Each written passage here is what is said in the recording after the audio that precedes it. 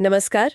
आज हम एक बहुत ही चिंताजनक ऑनलाइन फ्रॉड पर बात करने वाले हैं जो भारत में तेजी से फैल रहा है।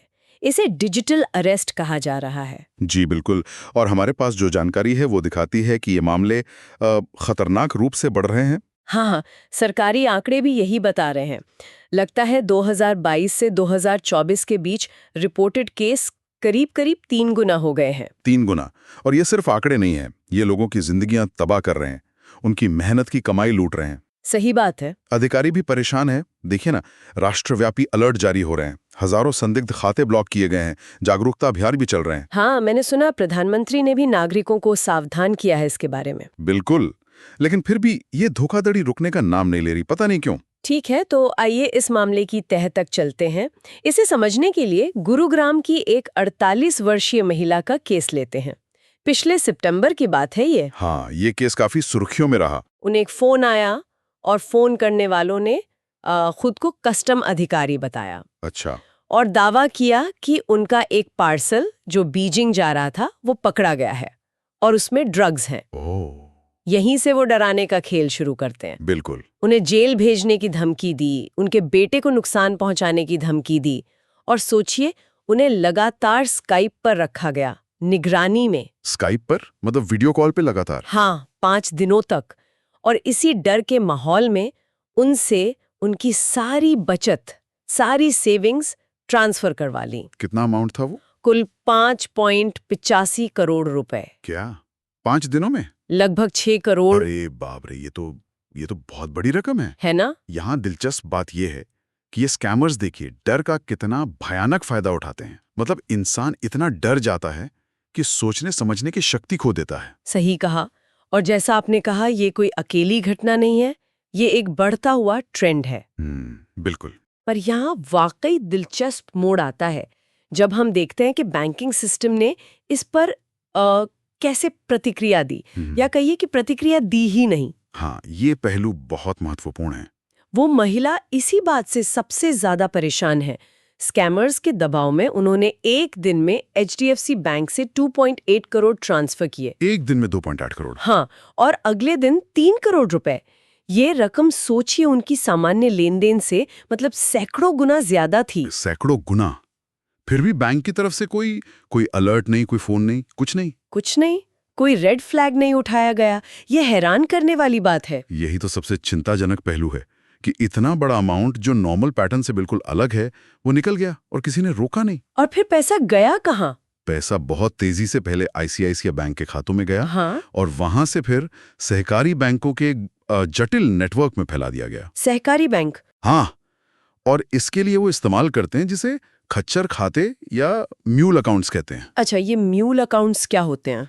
ये वो बैंक खाते होते हैं जो पैसों के असली स्रोत और मंजिल को छुपाने के लिए इस्तेमाल किए जाते हैं। ये अक्सर अनजान मजदूरों, विधवाओं या बहुत गरीब लोगों के नाम पर खोले जाते हैं। मतलब उन लोगों को पता भी नहीं होता? ज्यादातर मामलों में उन्हें पता भी नहीं होता कि उनके नाम का खाता ऐसे कामों के लिए इस्तेमाल हो रहा है। उन्हें शायद कुछ पैसों का लालच दिया जाता है खाता खोलने के लिए। लेकिन ये खाते इतनी आसानी से खुल कैसे जाते हैं? मतलब केवाईसी वगैरह नहीं होता? यहीं पर सिस्टम की कमजोरी सामने आती है। जांच में ये बात आई है कि खास तौर पर कुछ सहकारी बैंकों में जो ग्राहक सत्यापन यानी केवाईसी की प्रक्रियाएं हैं, वो शायद उतनी मजबूत नहीं हैं या फिर उनका पालन उतनी सख्ती से नहीं होता। अच्छा। पुलिस ने इस मामले में एक पूर्व सहकारी बैंक निदेशक को गिरफ्तार भी किया है। उस पर आरोप है कि उसने ऐसे खाते खोलने में मदद की थी, लेकिन ज्यादातर पैसा तो गायब है, रिकवर नहीं हो पाया। और जो बड़े बैंक हैं जैसे एचडीएफसी और आईसीआईसीआई, उनका क्या कहना है इस पर? वो तो किसी भी गलती से साफ इनकार करते हैं। उनका सीधा सा तर्क है कि भाई, हमने तो प्रक्रिया का पालन किया और ट्रांसफर ग्राहक ने खुद अधिकृत किए थे, तो हमारी क्या गलती।